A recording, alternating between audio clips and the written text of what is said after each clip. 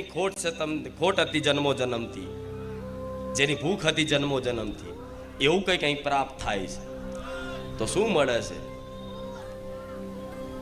દરેક જીવને પશુ પક્ષીથી જીવ જંતુથી માંડી મનુષ્ય બધા જ જીવને એક જ વસ્તુની ખોટ હોય છે, પ્રેમની.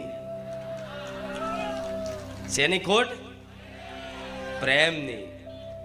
કે કોઈ મને એવું મળે કે જે મને સમજી શકે, જે કોઈ એવું મળે મને કે આ જીવન મારી સંભાળ રાખે,